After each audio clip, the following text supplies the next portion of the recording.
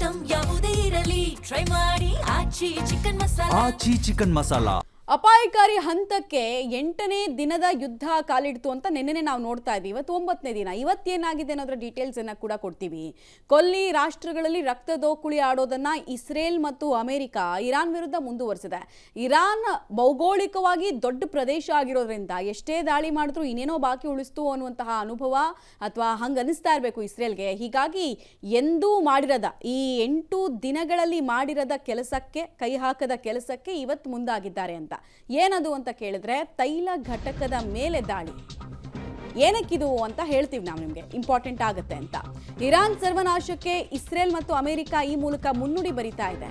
ಇರಾನ್ನ ತೈಲ ನಿಕ್ಷೇಪಗಳು ಮತ್ತು ಸೌಲಭ್ಯಗಳ ನಾಶಕ್ಕೆ ಭಾರಿ ದೊಡ್ಡ ಬಾಂಬಿಂಗ್ ಅನ್ನು ಮಾಡಿದ್ದಾರೆ.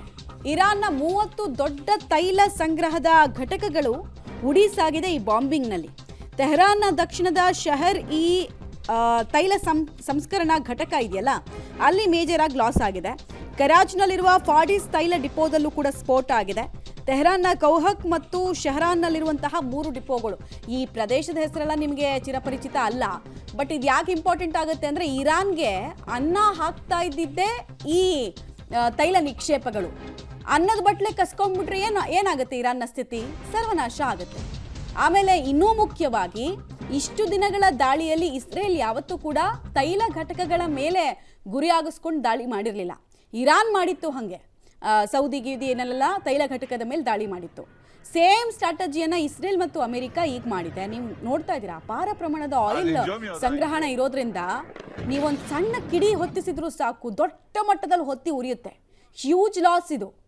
ಇರಾನ್ ಈ ಯುದ್ಧದ ಮಧ್ಯೆ ಕೂಡ ಅಷ್ಟೊಂದು ಜಿದ್ದಿಗೆ ಬಿದ್ದಿದೆ. ಯಾಕೆ ಅಂತ ಕೇಳಿದ್ರೆ, ಯಾವುದನ್ನು ನಂಬ್ಕೊಂಡು ಕೇಳಿದ್ರೆ, ಇದೇ ತೈಲ ಘಟಕಗಳನ್ನು ನಂಬಿ ಕೂತಿತ್ತು.